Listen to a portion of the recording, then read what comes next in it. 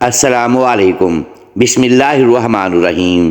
حضرت سیدنا نعمان بن بشیر رضی اللہ تعالیٰ عنہ فرماتے ہیں، ایک مرتبہ امیر المومنین حضرت سیدنا ابو بکر صدیق رضی اللہ تعالیٰ عنہ نے 10 افراد پر مشتمل ایک قافلہ یمن کی جانب روانہ فرمایا۔ میں بھی اس قافلے میں شریک تھا۔ قافلہ جانب منظر رواں دواں تھا۔ دوران سفر ہمارا قافلہ ایک ایسی بستی کے قریب سے گزرا جسے دیکھ کر ہمیں بہت زیادہ حیرت ہوئی۔ اس بستی میں بہترین قسم کی عمارتیں تھیں۔ ہمارے رفقا نے کہا، کیا ہی اچھا ہو اگر ہم اس بستی میں داخل ہو جائیں اور یہاں کے حالات معلوم کریں۔ چنانچہ ہمارا قافلہ اس خوبصورت بستی میں داخل ہوا۔ اس کی خوبصورتی دیکھ کر ہماری حیرانگی انتہا کو پہنچ چکی تھی۔ ایسا لگ رہا تھا جیسے اس کی تمام عمارتوں کو سونے چاندی سے ڈھانپ دیا گیا ہو۔ اس کی عمارتیں ایسی تھیں جیسی ہم نے کبھی نہ دیکھی تھیں۔ اس بستی میں ایک سفید محل تھا جس کی سفیدی خالص برف جیسی تھی اور اس کا صحن بھی اسی طرح سفید تھا۔ وہاں پر بہترین لباس میں ملبوس چند کنواری خوبصورت نوجوان لڑکیاں موجود تھیں۔ ان کے درمیان میں ایک نہایت ہی حسین و جمیل دوشی جس کا حسن ان سب لڑکیوں پر غالب تھا۔ دوسری لڑکیاں اس کے گرد گھوم رہی تھیں اور وہ دف بجاتے ہوئے یہ اشعار گنگنا رہی تھیں، اے حسد کرنے والو، تم شدت غم سے مر جاؤ، ہم تو اسی طرح عیش و عشرت سے زندگی گزاریں گے۔ جو ہم سے حسد کرتے ہوئے ہمیں موت کی خبر دیتا ہے وہ خود ہی غمگین اور محروم ہو کر پھینک دیا جاتا ہے، یعنی مر جاتا ہے۔ وہ دوشیزہ انہی اشعار کی تکرار کر رہی تھی۔ وہاں اس بستی میں ایک بہترین حوض بنا ہوا تھا جس میں صاف شفاف پانی تھا۔ قریب ہی ایک چھوٹی سی بہترین چراگاہ تھی جس میں بہترین قسم کے جانور چر رہے تھے۔ عمدہ نسل کے گھوڑے، اونٹ، گائے اور گھوڑے کے چھوٹے چھوٹے بچے وہاں موجود تھے۔ قریب ہی ایک گول محل بنا ہوا تھا۔ ہم اس جگہ کا حسن و جمال اور زیب و زینت دیکھ کر محو حیرت تھے۔ ہمارے بعض رفقا نے کہا، ہم کچھ دیر یہاں قیام کر لیتے ہیں تاکہ یہاں کے مناظر سے لطف اندوز ہو سکیں اور ہمیں اس خوبصورت بستی میں کچھ دیر آرام میسر آ جائے۔ چنانچہ ہم نے وہیں اپنے کجاوے اتارے اور سامان کو ترتیب دینے لگے۔ اتنے میں محل کی جانب سے کچھ لوگ آئے۔ ان کے پاس چٹائیاں تھیں۔ انہوں نے آتے ہی وہ چٹائیاں بچھا دیں، پھر ان پر انواع و اقسام کے کھانے چن دیے۔ پھر ہمیں کھانے کی دعوت دی۔ ہم نے کھانا کھایا۔ اس کے بعد کچھ دیر آرام کیا اور وہاں کے نظاروں سے لطف اندوز ہوتے رہے۔ پھر ہم نے وہاں سے کوچ کرنے کا ارادہ کیا اور اپنے کجاوے کسنے لگے۔ ہمیں جاتا دیکھ کر محل کی جانب سے چند لوگ آئے اور کہا، ہمارا سردار تمہیں سلام کہتا ہے اور اس نے پیغام بھجوایا ہے کہ میں معذرت خواہ ہوں کہ آپ سے ملاقات نہ کر سکا اور کما حقہ آپ کی خدمت نہ کر سکا۔ ان دنوں ہمارے ہاں ایک جشن کی تیاری ہو رہی ہے جس کی مصروفیت اتنی زیادہ ہے کہ آپ لوگوں سے ملاقات نہیں کر سکتا۔ براہ کرم میری اس تقصیر کو معاف فرمانا۔ آپ لوگ ہمارے مہمان ہیں، آپ جب تک چاہیں ہمارے ہاں قیام فرمائیں۔ بادشاہ کا یہ پیغام سن کر ہم نے ان لوگوں سے کہا، اب ہم یہاں مزید نہیں ٹھہر سکتے، ہماری منزل ابھی بہت دور ہے، ہم ابھی جانا چاہتے ہیں۔ اللہ عز و جل تمہیں اس مہمان نوازی کی اچھی جزا اور برکتیں عطا فرمائے۔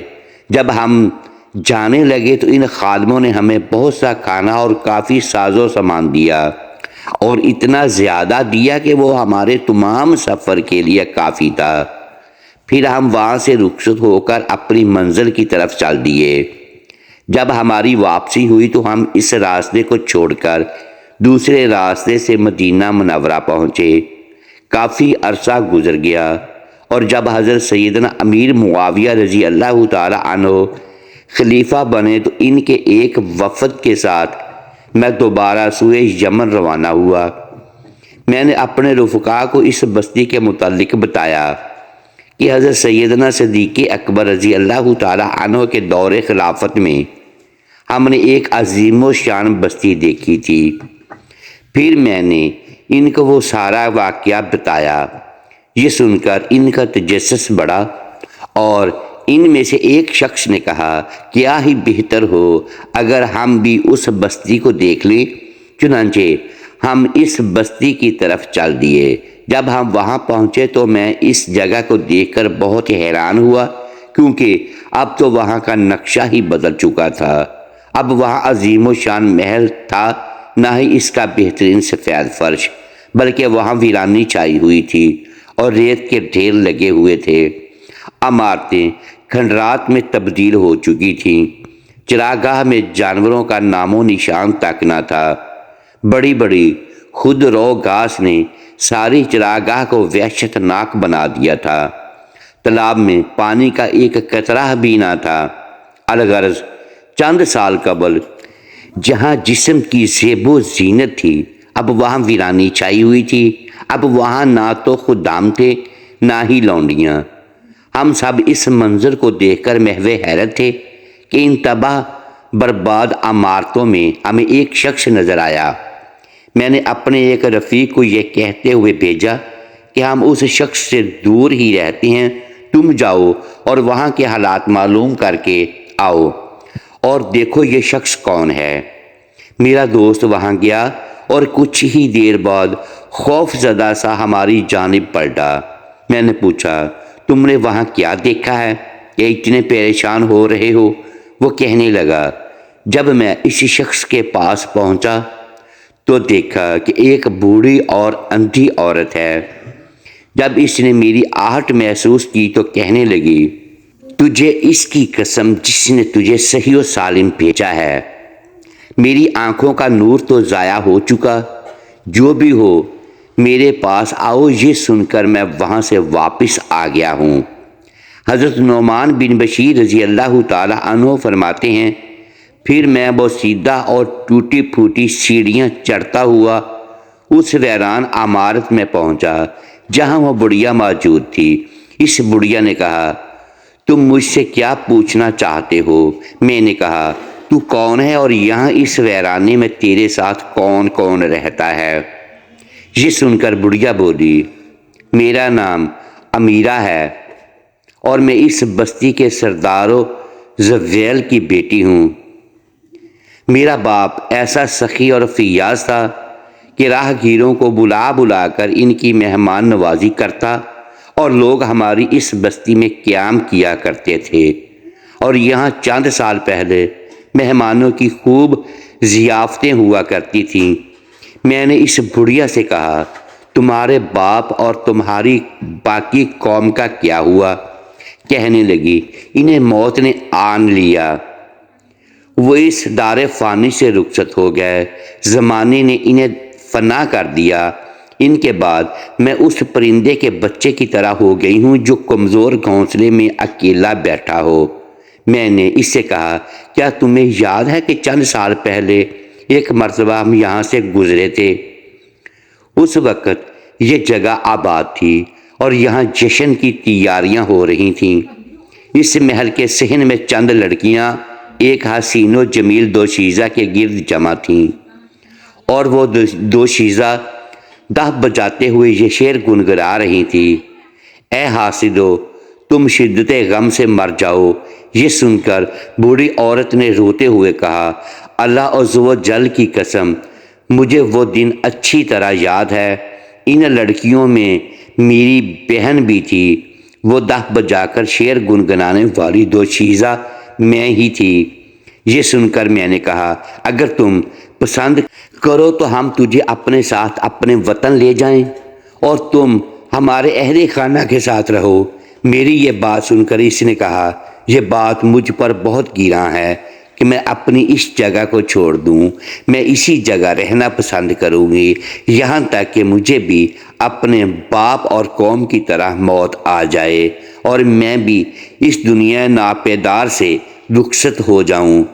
پھر میں نے پوچھا، تمہارے کھانے پینے کا بندوبست کس طرح ہوتا ہے؟ اس نے کہا، یہاں سے قافلے گزرتے ہیں اور میرے لیے کھانا وغیرہ پھینک جاتے ہیں، میں اسے کھا کر گزارا کر لیتی ہوں، اور یہاں ایک گھڑا موجود ہے جو پانی سے بھرا رہتا ہے، میں نہیں جانتی کہ اسے کون بھرتا ہے، بس اسی میں سے میں پانی پی لیتی ہوں۔ اس طرح میری زندگی کے دن گزر رہے ہیں۔ پھر اس نے مجھ سے پوچھا، اے مسافر، کیا تمہارے قافلے میں کوئی عورت ہے؟ میں نے کہا، نہیں۔ پھر پوچھا، کیا تمہارے پاس کوئی سفید چادر ہے؟ میں نے کہا، ہاں چادر تو ہے۔ پھر میں نے اسے 2 چادریں لا کر دیں جو بالکل نئی تھیں۔ چادریں لے کر وہ ایک طرف چلی گئی۔ کچھ دیر بعد انہیں پہن کر واپس آئی اور کہنے لگی، میں نے آج رات خواب میں دیکھا کہ میں دلہن بنی ہوئی ہوں اور ایک گھر سے دوسرے گھر کی جانب جا رہی ہوں۔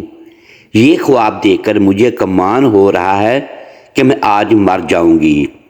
کاش کوئی عورت ہوتی جو میرے غسل وغیرہ کا انتظام کر دیتی۔ ابھی وہ بوڑھی عورت مجھ سے یہ باتیں کر ہی رہی تھی کہ یکدم زمین پر گری اور اس کی روح قفس انصری سے پرواز کر گئی۔ ہم نے اسے تیمم کرایا اور اس کی نماز جنازہ پڑھی، پھر اسے وہیں دفن کر دیا۔ جب میں حضرت سیدنا امیر معاویہ رضی اللہ تعالی عنہ کی بارگاہ میں حاضر ہوا اور انہیں یہ واقعہ بتایا تو وہ رونے لگے اور فرمایا، اگر میں تمہاری جگہ وہاں ہوتا تو ضرور ایک کریم و فیاض باپ کی طرح اس بے کس و بے بس بیٹی کو اپنے پاس لے آتا، لیکن مقدر کی بات ہے، اس کے نصیب میں وہی لکھا تھا۔ اللہ عز و جل ہر مسلمان کی مغفرت فرمائے اور ہمیں غیروں کی محتاجی سے بچا کر صرف اپنا محتاج رکھے۔ 4 روز اسی نیر و نگی دنیا کے دھوکے سے محفوظ رکھے اور موت سے پہلے موت کی تیاری کی توفیق عطا فرمائے۔ ہمیں اپنے انجام کو ہر وقت پیش نظر رکھتے ہوئے آخرت کی تیاری کی توفیق عطا فرمائے۔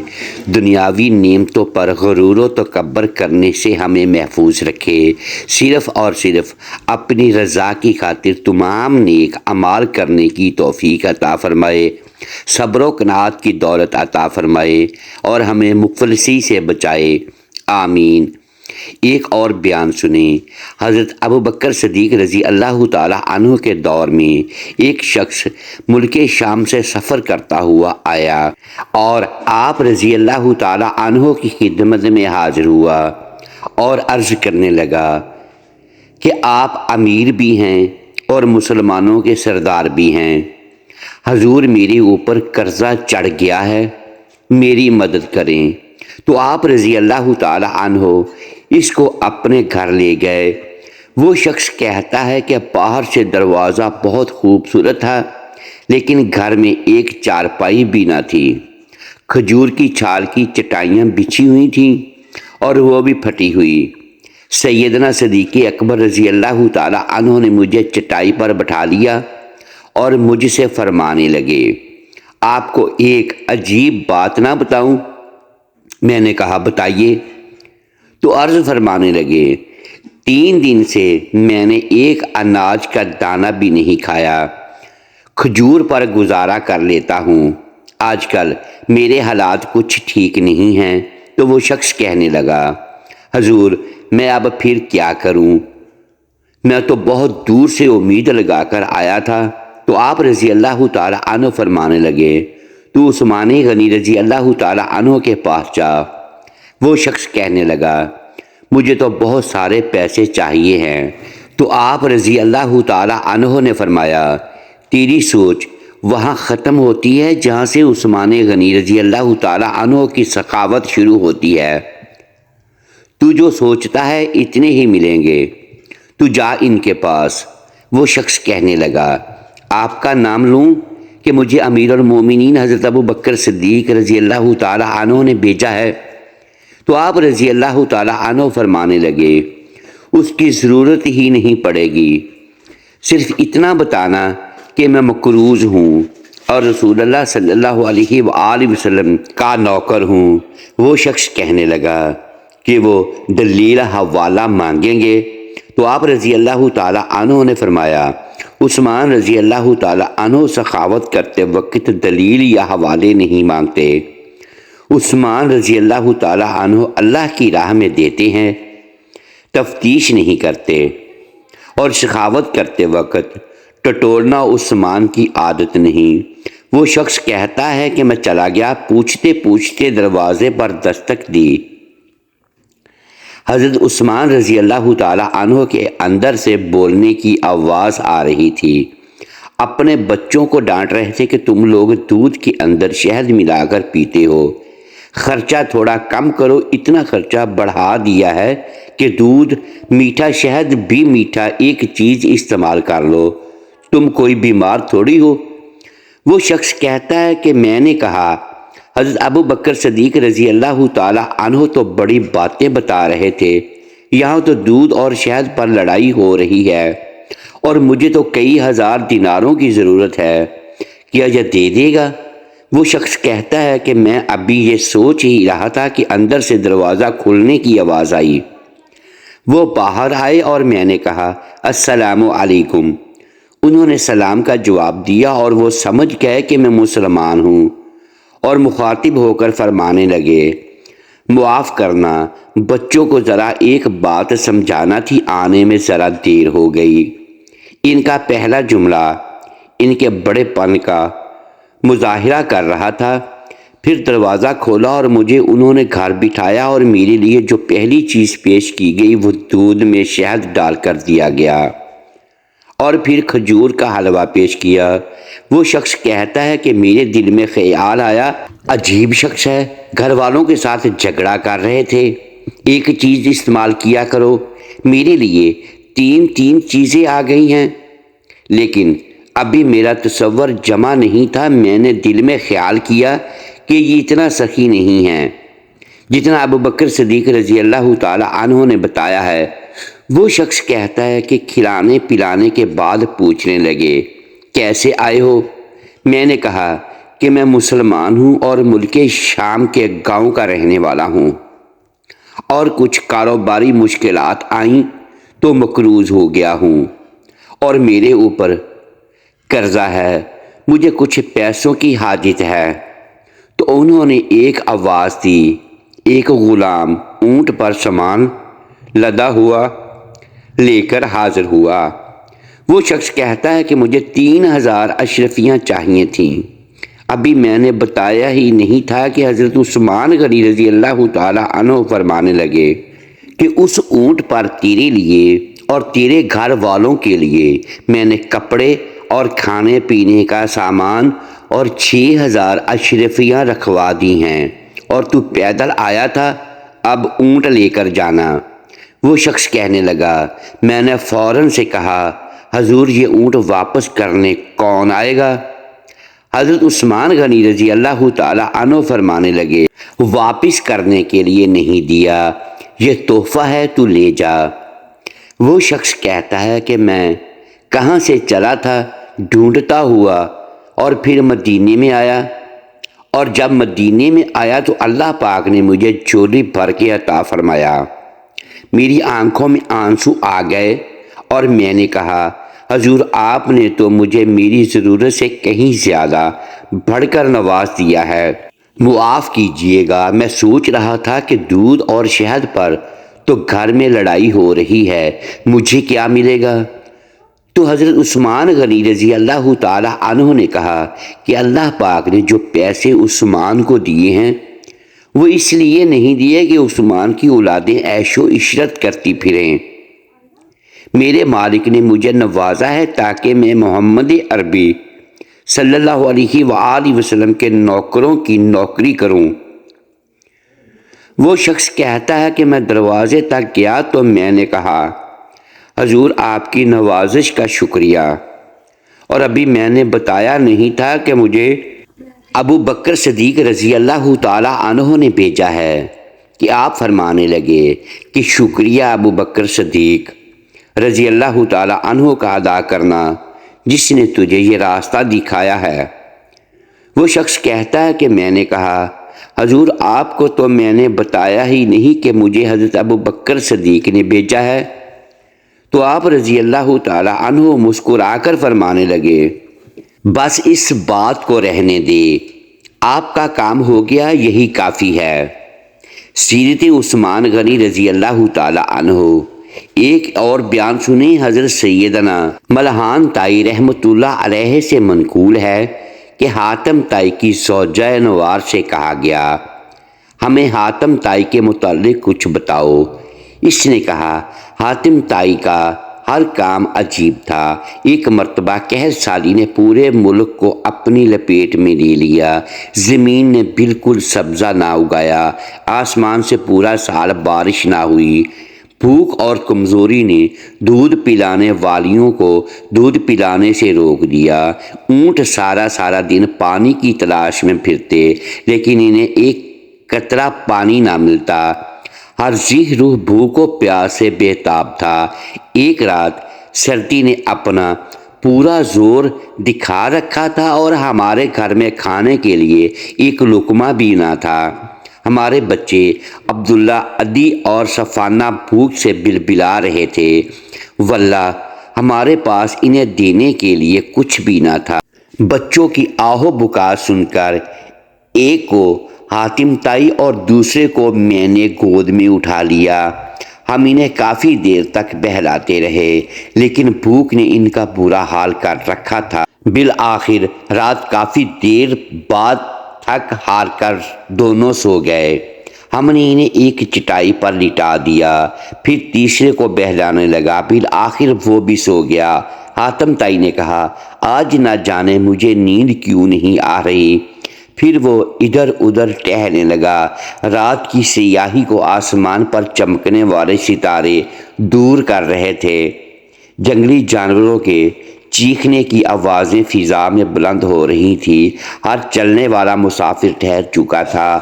رات کا پرہول منظر بڑھتا ہی جا رہا تھا۔ اچانک ہمارے گھر کے باہر کسی کی آہٹ سنائی دی۔ حاتم تائی نے بلند آواز سے کہا کون ہے؟ لیکن کسی نے کوئی جواب نہ دیا۔ میں نے کہا ہمارے ساتھ یا تو کسی نے مذاق کیا ہے یا کوئی دھوکہ ہونے والا ہے۔ میں باہر گئی اور حالات کا جائزہ لے کر واپس آئی تو حاتم تائی نے پوچھا کون ہے؟ میں نے کہا آپ کی فلاں پڑوسن ہے، اس کڑے وقت میں آپ کے علاوہ کوئی اور اسے نظر نہ آیا جس کے پاس جا کر وہ پناہ لیتی۔ اپنے بھوکے بچوں کو آپ کے پاس لائی ہے، وہ بھوک سے اس طرح بلبلا رہے ہیں جیسے کسی جانور کے بچے چیختے ہیں۔ یہ سن کر حاتم تائی نے کہا اسے جلدی سے میرے پاس لاؤ۔ میں نے کہا ہمارے اپنے بچے بھوک سے مرے جا رہے ہیں، انہیں دینے کے لیے ہمارے پاس کچھ بھی نہیں، تو پھر بیچاری پڑوسن اور اس کے بچوں کی ہم کیا مدد کریں گے؟ حاتم تائی نے کہا خاموش رہو، اللہ تعالیٰ ضرور تمہارا اور ان سب کا پیٹ بھرے گا۔ جاؤ جلدی سے اسے دکھیاری ماں کو اندر بلا لاؤ۔ میں اسے بلا لائی۔ اس غریب نے 2 بچے اپنی گود میں اٹھائے ہوئے تھے اور 4 بچے اس طرح اس سے لپٹے اس کے پیچھے آ رہے تھے جیسے مرغی کے بچے مرغی کے گرد جمع ہو کر چلتے ہیں۔ حاتم تائی نے انہیں کمرے میں بٹھایا اور گھوڑے کی طرف بڑھا، برچی سے گھوڑا ذبح کر کے آگ جلائی۔ جب شعلے بلند ہونے لگے تو چھری لے کر گھوڑے کی کھال اتاری، پھر اس عورت کی طرف چھری بڑھاتے ہوئے کہا کھاؤ اور اپنے بچوں کو بھی کھلاؤ۔ پھر مجھ سے کہا تم بھی کھاؤ اور بچوں کو بھی جگا دو تاکہ وہ بھی اپنی بھوک مٹا سکیں۔ ہماری پڑوسن تھوڑا تھوڑا گوشت کھا رہی تھی۔ اس کی جھجک کو محسوس کرتے ہوئے حاتم تائی نے کہا کتنی بری بات ہے کہ تم ہماری مہمان ہو کر تھوڑا تھوڑا کھا رہی ہو۔ یہ کہہ کر وہ ہمارے قریب ہی ٹہلنے لگا۔ ہم سب کھانے میں مصروف تھے اور حاتم تائی ہماری جانب دیکھ رہا تھا۔ ہم نے خوب سیر ہو کر کھایا، لیکن باخدا حاتم تائی نے ایک بوٹی بھی نہ کھائی، حالانکہ وہ ہم سب سے زیادہ بھوکا تھا۔ صبح زمین پر ہڈیوں اور کھروں کے سوا کچھ بھی نہ تھا۔ محترم ناظرین، امید ہے آج کی یہ ویڈیو آپ کو پسند آئی ہوگی۔ ناظرین گرامی، اگر اس ویڈیو میں دانستہ یا دیدہ دانستہ الفاظ کی درستگی ہم نہیں کر پائے تو ہم آپ سے معذرت خواہ ہیں اور اللہ کے حضور معافی کے طلبگار ہیں۔ محترم ساتھیوں، ویڈیو کو لائک کیجیے اور اپنے اس چینل کو سبسکرائب لازمی کیجیے اور بیل آئیکن پریس کر دیں تاکہ ہر نئی آنے والی ویڈیو آپ تک بر وقت پہنچ سکے اور ہماری حوصلہ افزائی ہوتی رہے۔ شکریہ، اللہ حافظ۔